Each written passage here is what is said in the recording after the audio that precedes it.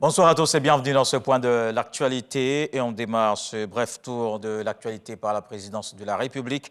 Le président Alassane Ouattara s'est entretenu ce vendredi avec le Premier ministre du Cap-Vert au cœur de la rencontre, le renforcement et la diversification des relations bilatérales entre la Côte d'Ivoire et le Cap-Vert. Le vice-président de la République était au Sénégal. Timoko Méliès Koné a regagné Abidjan ce vendredi. À Dakar, il a représenté le chef de l'État à une réunion de haut niveau de l'Association internationale de développement du groupe de la Banque mondiale. La rencontre a permis de mobiliser 93 milliards de dollars pour la mise en œuvre du programme de l'IDA 20. Cette mobilisation fait suite au plaidoyer du président Alassane Ouattara lors de la réunion de reconstitution de ce fonds en juillet 2021 à Abidjan. Et la Côte d'Ivoire, un premier producteur mondial de noix brutes de cajou, veut transformer d'ici à 2030 plus de 50% de sa production sur place.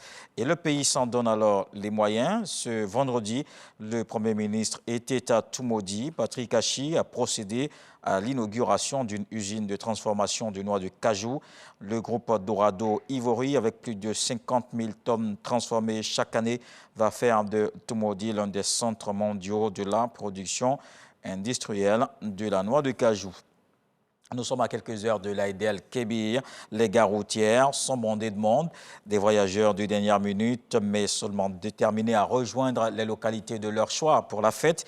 Un choix de dernière minute qui se fait seulement à la veille de cet important événement religieux. On voit l'ambiance dans les gares routières avec Walter Amadou Ouattara.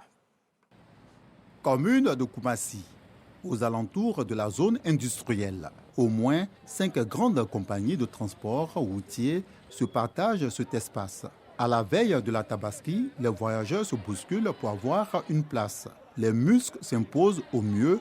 Il faut être aidé et ce n'est pas du jeu.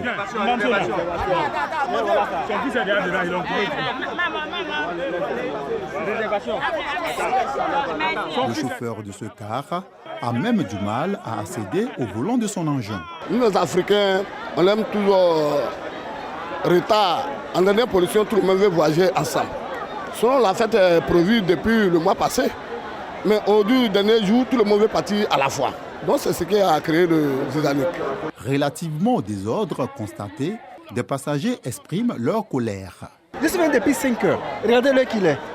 On nous dit non, c'est le premier, deuxième départ, on va, et il y a une désordre totale. Vous me regardez l'entrée de l'autre côté. Regardez l'entrée. Mais alors, qu'est-ce qui se passe?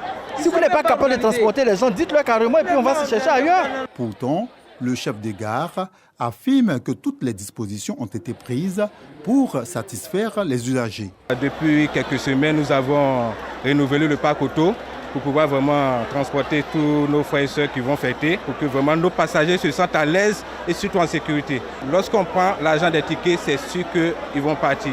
Hier, de façon globale, nous avons évacué plus de 2000 et quelques passagers. Autre compagnie de transport, juste en face, l'ambiance est quasiment identique. Ce voyageur dénonce le déficit de véhicules. Tout ce monde voyage. Ou couper ticket seulement, il n'y a pas qu'à.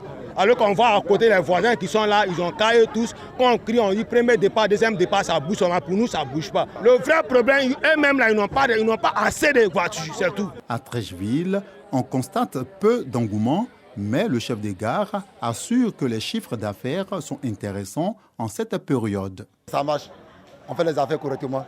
Même matin, les premiers cartouches, ça charge. Depuis hier, on charge seulement. Mais actuellement, là, c'est l'embouteillage qui nous bloque un peu. Sur l'ensemble des sites visités, les passagers essaient de justifier le choix de leur jour de voyage. Quelque part, il y a la permission, mais les employés, je ne pouvais pas les abandonner à eux en famille. Il faut veiller sur eux, parce que certaines personnes aussi devraient me déposer les demandes de permission. Il faut valider les demandes d'abord avant, en tant que le responsable, aller voir maintenant hiérarchie et puis déposer moi ma demande. Dans les environs des gares routières, les forces de l'ordre veillent au grain, même si elles se font discrètes. Dans le reste de l'actualité, l'ancien président angolais José Eduardo dos Santos est mort ce vendredi à l'âge de 79 ans dans une clinique de Barcelone. Il y était hospitalisé depuis un arrêt cardiaque le 23 juin. Un deuil national de 5 jours a été décrété à partir de samedi pour honorer sa mémoire. José Eduardo dos Santos a dirigé l'Angola pendant 38 ans. L'ancien Premier ministre japonais Shinzo Abe est mort ce vendredi. C'est un ancien soldat, 41 ans, de la marine japonaise qui a tiré sur le dirigeant nationaliste. C'était lors d'un rassemblement politique en vue des élections sénatoriales de dimanche. Le suspect a été interpellé. Il a déclaré avoir été mécontent de l'ancien Premier ministre Abe.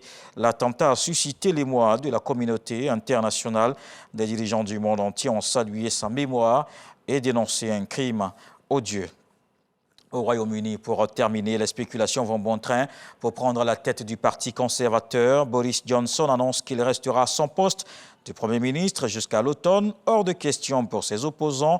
Le Parti travailliste estime qu'il lui est impossible de s'accrocher encore. Et même au sein des conservateurs, certains anciens collaborateurs réclament un nouveau départ.